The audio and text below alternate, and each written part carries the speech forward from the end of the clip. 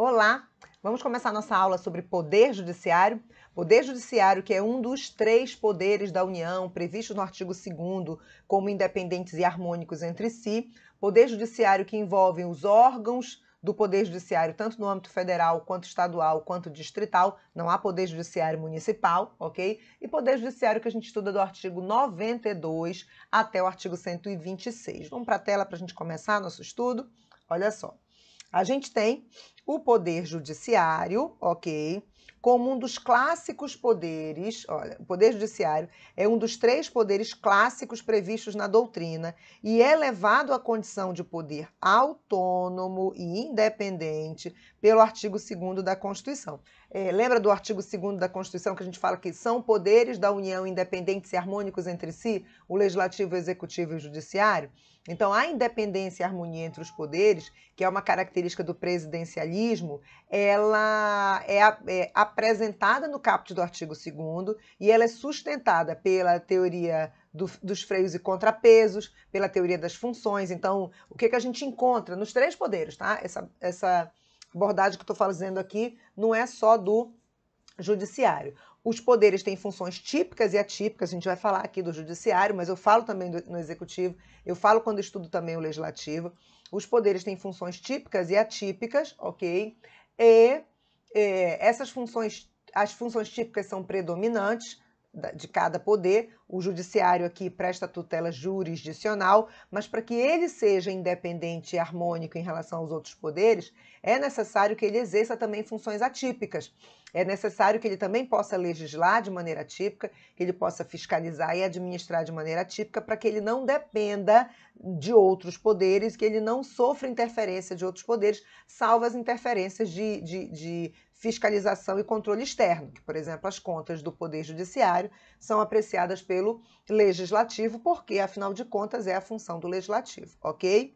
E quando a gente fala dessa independência e harmonia, a gente também tem que lembrar do conjunto de imunidades, prerrogativas, garantias e inviolabilidades dos membros dos poderes. O Poder Judiciário, os membros do Poder Judiciário, eles também têm imunidade, só que a gente não chama imunidade no Poder Judiciário. A gente chama garantias, ok? Mas tem o mesmo poder de tornar o magistrado, neste caso o magistrado, independente, não intimidado, não preso, não coagido na hora das suas decisões. Então, na hora que ele vai decidir, ele não está intimidado por nada e por ninguém, tá bom? Pelo menos é essa a intenção das garantias e vedações dos magistrados. Mas vamos voltar para a tela para a gente continuar, que tudo está anotadinho aqui para você. Vamos lá.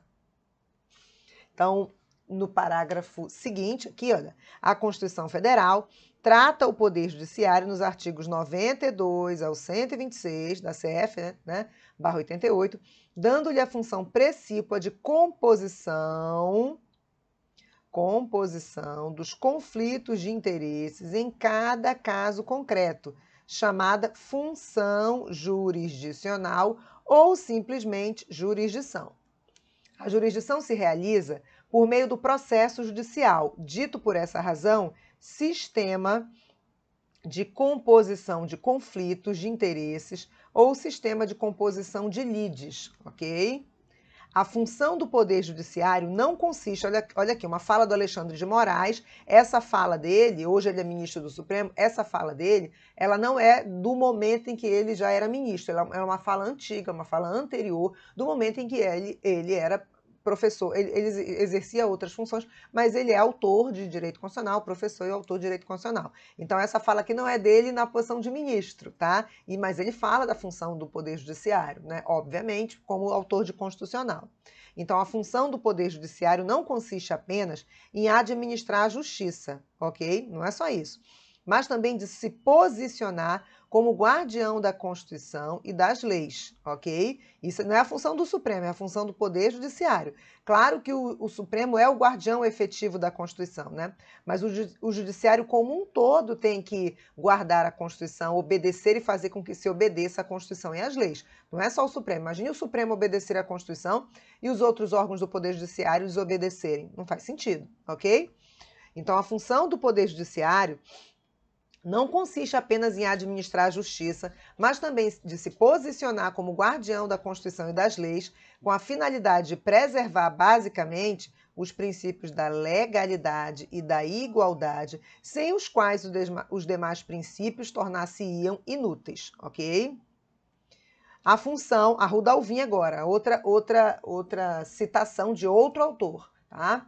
A função jurisdicional é aquela realizada pelo Poder Judiciário, tendo em vista aplicar a lei a uma hipótese controvertida mediante processo regular, produzindo, afinal, coisa julgada, ok? Com o que substitui definitivamente a atividade e vontade das partes. A Rudalvinha aqui cita um efeito importantíssimo da tutela jurisdicional, que é a substituição da vontade e da autonomia das partes. Enquanto nós estamos negociando, brigando, discutindo, litigando diretamente, a nossa vontade faz parte, a nossa vontade prevalece.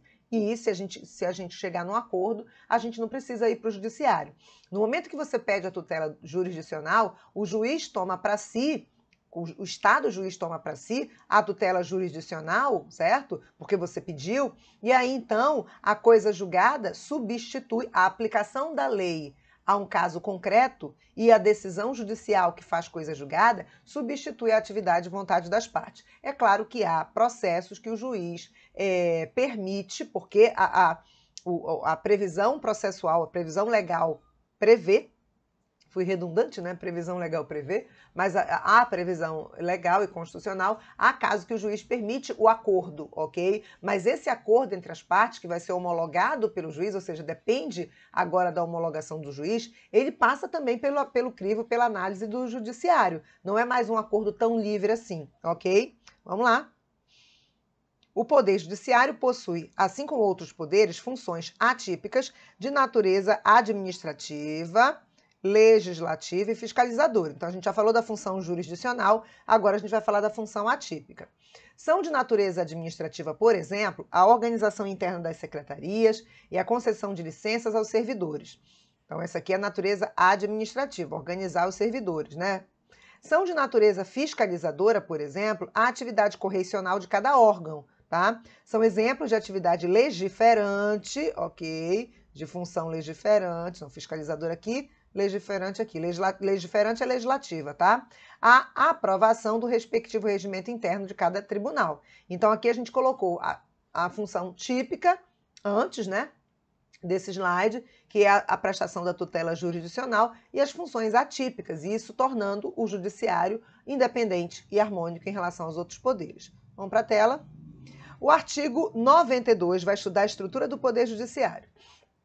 O artigo 92 elenca os órgãos do Poder Judiciário. Então, a gente tem Supremo Tribunal Federal, Superior Tribunal de Justiça, Tribunal Superior do Trabalho, Tribunal Superior Eleitoral, Superior Tribunal Militar, Tribunais de Justiça, tá? Tribunais de Justiça, Tribunais Regionais Federais, Tribunais Regionais do Trabalho, Tribunais Regionais Eleitorais, Tribunais Militares e Juízes, ok? A emenda 45 acrescentou o Conselho Nacional de Justiça, órgão que não tem jurisdição, exercendo funções fiscalizadoras, administrativas e correicionais. Então, o CNJ é órgão citado lá no artigo 92 da Constituição, mas ele não tem jurisdição. Aí tu me dirias assim, Karina, o CNJ é o único órgão do Poder Judiciário que não tem jurisdição? Não, a gente tem outros órgãos do Poder Judiciário que não tem jurisdição, mas os listados no artigo 92, todos eles, exceto o CNJ, exceto o Conselho Nacional de Justiça, todos os outros têm jurisdição. Lembrando, então, a gente pode concluir que o artigo 92, ele não apresenta um rol exaustivo dos órgãos do Poder Judiciário. Há outros órgãos do Poder Judiciário, além da lista do artigo 92, tá bom? Vamos para a tela. Além dos órgãos listados, está aqui. No artigo 92, o texto constitucional ainda cita outros órgãos, como os juizados especiais, cíveis e criminais, o juiz de paz, as juntas eleitorais, o tribunal do júri, previstos em outros artigos que não o 92. Também estabelece que os estados poderão criar justiça militar estadual, Porque a justiça militar prevista no 92 é a justiça militar federal, tá? Então, os estados poderão criar a justiça militar estadual também. Aí é uma faculdade do estado, atingindo o número de 20 mil integrantes, número mínimo de 20 mil integrantes na PM, Corpo de Bombeiros, né? 20 mil militares estaduais. É o mínimo para poder, então, preencher o requisito do Estado ter a faculdade de criar a sua justiça militar estadual por lei estadual, tá? Aí eu trago para você aqui a estrutura do Poder Judiciário, no organograma. Então, você tem o Supremo Tribunal Federal, abaixo você tem o STJ, o TST, o TSE e o STM. O STM, ele não tem aqui um órgão de segunda instância, ok? Do STM, que é um tribunal superior, já desce direto para o Conselho de Justiça e Auditorias Militares da União. O TSE tem o TRE numa segunda instância e juiz e junta eleitoral aqui na primeira instância.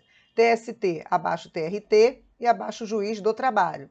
STJ tem duas ramificações, TRF, TRFs e juízes federais. E TJs, esses TJs são TJE e TJDF e T, tá? Então são 27 TJs aqui, porque são 27 unidades federativas. E abaixo os juízes. Aqui o Tribunal do Júri, que está no mesmo nível do juiz, ok? O Tribunal do Júri é o competente para julgar crime doloso contra a vida. Aí no recurso, né, a segunda instância do Tribunal do Júri é o TJ, ok? Sobe aqui para o TJ. Já os juizados especiais cíveis e criminais, eles não se ligam ao TJ. A segunda instância dos juizados especiais cíveis e criminais são as turmas recursais, formadas inclusive por juízes de primeiro grau, tá? Então aqui o organograma para você. Não coloquei aqui o juiz de paz, porque ele não está nessa estrutura aqui de organograma, de fluxograma, porque esse aqui acaba sendo um fluxograma também, tá bom? Mas a gente vai falar do juiz de paz no decorrer dos nossos blocos de aula, tá? Então vamos seguir aqui. Agora a gente vai falar das garantias, tá? A gente vai falar das garantias do Poder Judiciário, as garantias institucionais, e a gente vai falar das garantias dos membros do Judiciário, e dentro das garantias dos membros a gente vai falar das vedações. Então vamos para a tela. Estão relacionadas às garantias institucionais. Estão relacionadas com a instituição como um todo, garantindo a independência do Poder Judiciário, em relação aos outros poderes. As garantias institucionais envolvem a autonomia funcional da instituição Poder Judiciário, a autonomia administrativa e financeira do Poder Judiciário, além da autonomia para a escolha de seus dirigentes. Então, o presidente do tribunal, o vice-presidente do tribunal, o corregedor-geral, esses dirigentes, eles vão ser escolhidos sem interferência externa no Poder Judiciário, além da autonomia funcional, da autonomia financeira, orçamentária, fazer proposta orçamentária e autonomia administrativa. Você fazendo um concurso público para o Judiciário, você não vai ser nomeado pelo presidente da República, pelo governador, pelo prefeito. Você vai ser nomeado pelas autoridades próprias do Poder Judiciário, certo? Então, dentro da estrutura do Poder Judiciário, a gente vai ter, claro que o presidente do tribunal é a autoridade máxima, mas ele muitas vezes, por regras internas, ele delega essa competência de provimento dos cargos de servidores, pelo menos de servidores, tá? Os de membros, os que fazem concurso para magistrado, costuma ser o próprio presidente que nomeia, tá? Que dá provimento. Vamos para a tela. Artigo 96, olha, eu falei aqui das garantias institucionais e o 96 vai falar de algumas competências e a gente vai ver aqui essas autonomias, tá? Então, 96 vai dizer assim, compete privativamente aos tribunais. Então, aos tribunais todos, tá? Então, você pensa aqui, STF, STJ, TRE, TSE, eu estou colocando aqui só a título exemplificativo, tá? TJ, estadual, enfim, todos eles aqui são tribunais, tá? Não disse tribunais superiores, disse tribunais, então são todos eles. Aqui é só, vou colocar aqui, etc, tá? Compete privativamente aos tribunais a eleger seus órgãos diretivos e elaborar seus regimentos internos. Olha aqui a autonomia, tá? Autonomia administrativa e autonomia legislativa, com observância das normas de processo e garantias processuais das partes, dispondo sobre a competência e funcionamento dos respectivos órgãos jurisdicionais e administrativos. Também compete aos tribunais organizar suas secretarias e serviços auxiliares e os dos juízos que lhe forem vinculados, função administrativa, atípica, velando pelo exercício da atividade correicional respectiva. Prover, na forma prevista nesta Constituição, os cargos de juiz de carreira na respectiva jurisdição, função administrativa, atípica.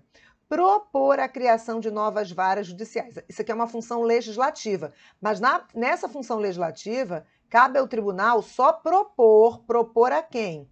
Propor ao legislativo, tá? Isso aqui é uma setinha, propor ao legislativo, ao poder legislativo, a criação de novas varas. Aí, por exemplo, se é um TJE, ele vai propor a Assembleia Legislativa. A L aqui vai significar Assembleia Legislativa.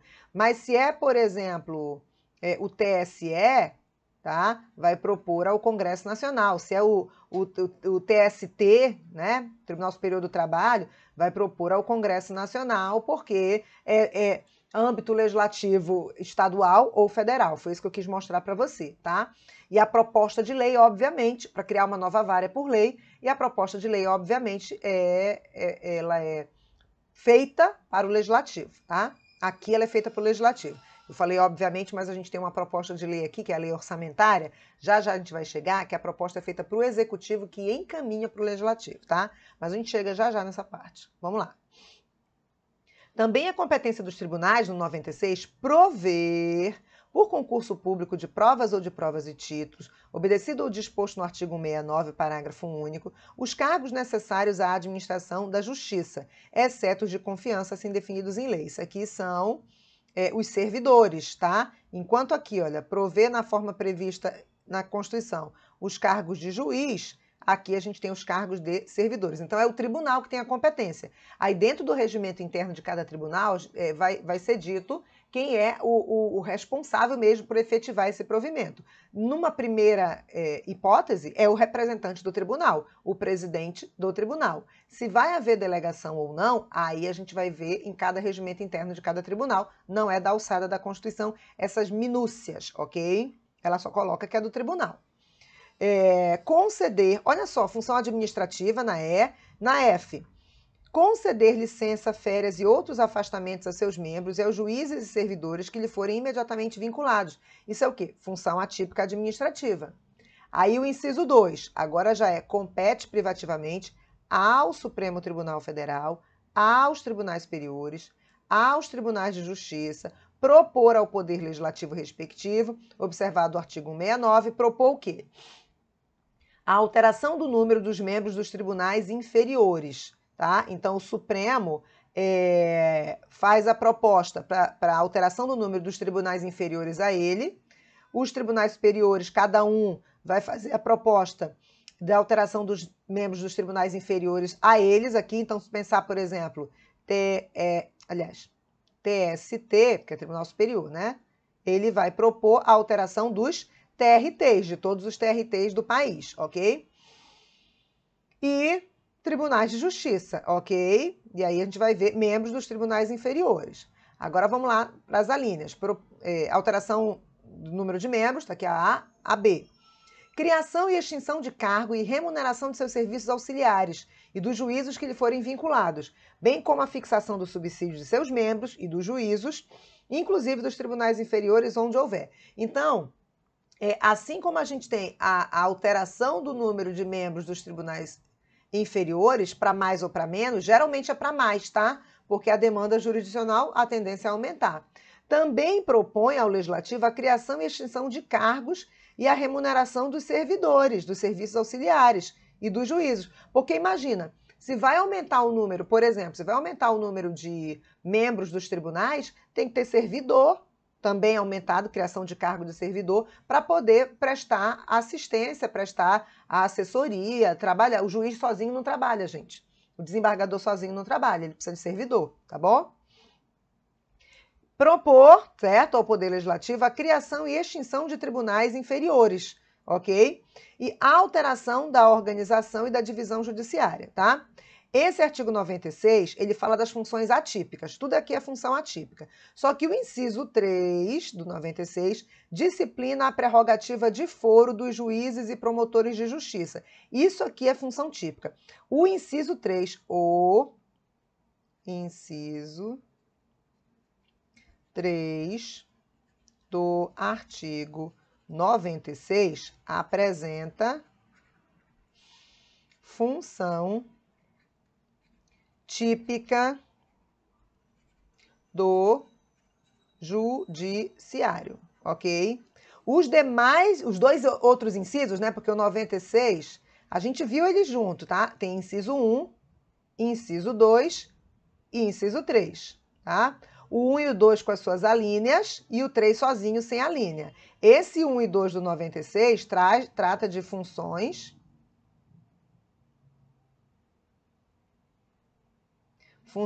atípicas, que nós acabamos de ver, tá? A gente está estudando o 96. Então, a gente viu função atípica administrativa, função atípica fiscalizadora, função atípica legiferante, né? Legislativa, quando faz a proposta de lei para o legislativo, para a criação de cargos, ok? E o último inciso, ele traz uma função típica, que é a questão de julgar, né? Que é a função jurisdicional, mas na verdade ele traz a função típica meio de forma invertida, porque o inciso 3 diz da prerrogativa de foro dos juízes e promotores de justiça. Mas, de qualquer forma, se está dizendo da prerrogativa de foro dos juízes e promotores de justiça, está falando da função de julgar, certo? Dos tribunais, ok?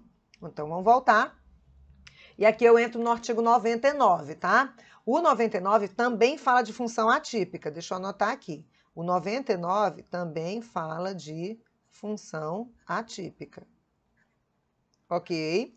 E ele diz o seguinte: ao Poder Judiciário é assegurada a autonomia administrativa, então vamos lá, autonomia administrativa e financeira, tá? Aí o que diz o 99 e seus parágrafos? Os tribunais elaborarão suas propostas orçamentárias dentro dos limites estipulados conjuntamente com os demais poderes na Lei de Diretriz Orçamentária. Então, o tribunal vai fazer a proposta orçamentária, tá? Cada tribunal. O encaminhamento da proposta, ouvidos os outros tribunais interessados, compete, vamos lá, no âmbito da União, aos presidentes do Supremo Tribunal Federal e dos tribunais superiores, com a aprovação dos respectivos tribunais e ouvidos os outros tribunais interessados. Então, por exemplo, o TST, Tribunal Superior do Trabalho, ouve os TRTs, tá bom? Isso no âmbito da União, tá? No âmbito dos estados e do DF e territórios, aos presidentes do Tribunal de Justiça, com a aprovação do respectivo tribunal. Então, no âmbito federal, é o presidente do Supremo e dos tribunais superiores, ouvidos os demais tribunais, tá? No âmbito dos estados e DF, é o presidente do Tribunal de Justiça, ouvido o próprio tribunal, porque abaixo do Tribunal de Justiça não tem outro tribunal, tá bom? Vamos seguir. Se os órgãos referidos no parágrafo 2º não encaminharem as respectivas propostas orçamentárias dentro do prazo estabelecido na LDO, o Poder Executivo considerará, para fins de consolidação da proposta orçamentária anual, os valores aprovados na lei orçamentária vigente, ou seja, da proposta anterior, ajustados de acordo com os limites estipulados na forma do parágrafo 1º deste artigo. Então, o Judiciário elabora a sua proposta orçamentária, encaminha para o Executivo, que junta as propostas todas e encaminha para o Legislativo. Se o Judiciário não faz a proposta no prazo estabelecido na LDO, o Executivo pega a proposta anterior, que foi aprovada e que está vigente, e repete a proposta anterior, porque não pode o Judiciário ficar sem orçamento no ano seguinte, entendeu? No exercício financeiro seguinte. Vamos para a tela. Se as propostas orçamentárias de que trata este artigo forem encaminhadas em desacordo com os limites estipulados na forma do parágrafo 1º, os limites da LDO, o Poder Executivo procederá aos ajustes necessários para fins de consolidação da proposta orçamentária anual. Então, presta atenção que essa parte aqui do 99, que fala da proposta orçamentária, o Judiciário manda a proposta para o Executivo, que faz os ajustes e manda para o Legislativo. A proposta de lei que cria cargo, no judiciário, o judiciário manda direto para o legislativo. Mas a proposta orçamentária, o judiciário manda para o executivo, que faz os ajustes, junta as outras propostas, ajusta as outras propostas do Ministério Público, da Defensoria Pública e manda para a sua própria proposta do executivo, né? E manda tudo para o legislativo. É esse o caminho da proposta orçamentária, tá? Vamos para a tela.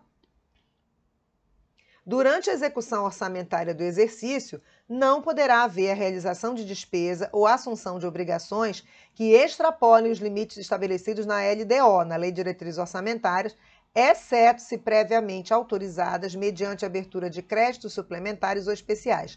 Só pode gastar aquilo que foi orçado, salvo a autorização legislativa com crédito especial ou suplementar, tá? Isso é óbvio, tá? Aí a gente vai entrar nas garantias dos membros. Já falamos das garantias institucionais, agora a gente vai falar das garantias dos membros, que são conhecidíssimas: vitaliciedade, inamovibilidade, redutibilidade e subsídio, e as garantias das vedações, tá? Então vamos lá, garantias dos magistrados, dos membros, né?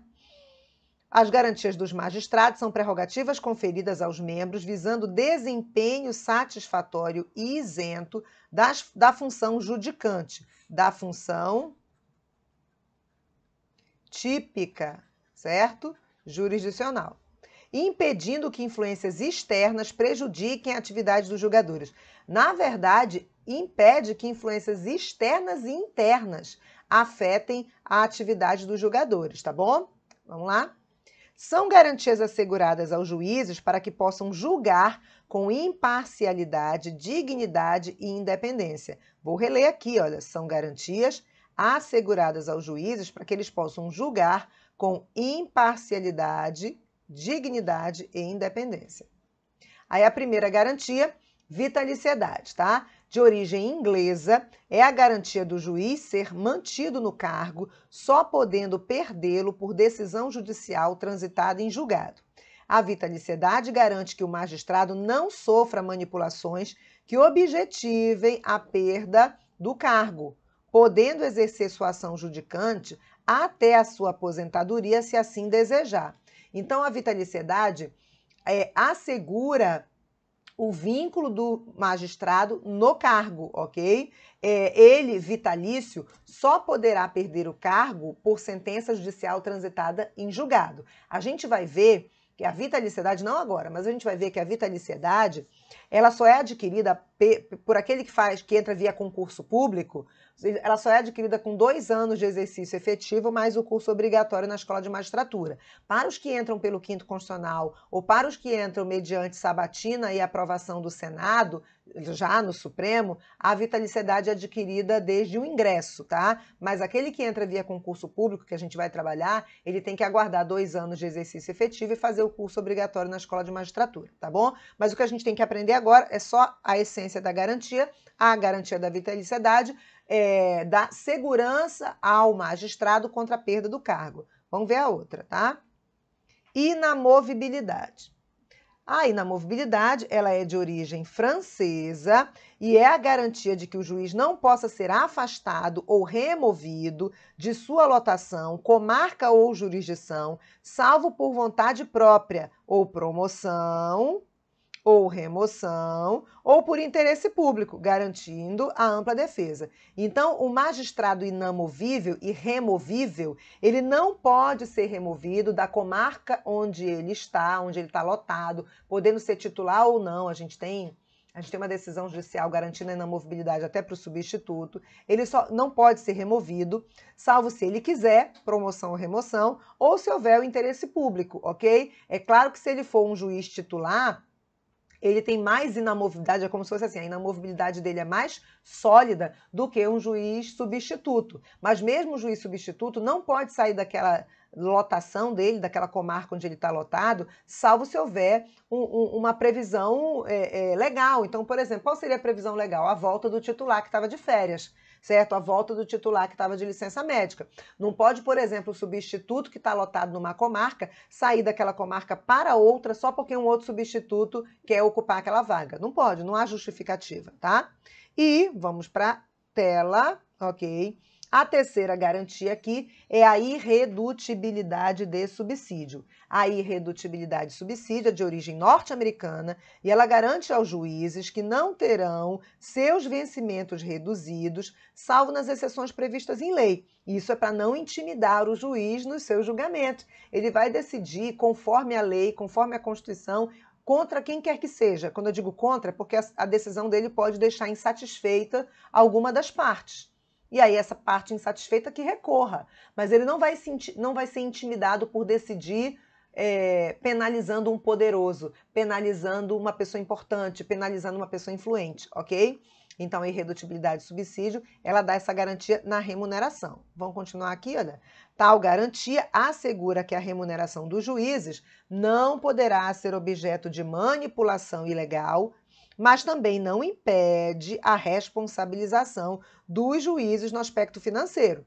O magistrado tem irredutibilidade de subsídio, mas ele também não, a irredutibilidade não o torna irresponsável das suas obrigações. Então ele tem obrigação tributária, tem obrigação previdenciária, tem obrigação contratual. Se entrar no vermelho do cheque especial, o banco vai cobrar tarifas e juros. Se ele tiver uma obrigação alimentícia, porque ele é pai ou é mãe de um filho e deve pensão alimentícia, pode ser descontado em folha, enfim, as obrigações dele de ordem financeira vão permanecer, tá bom?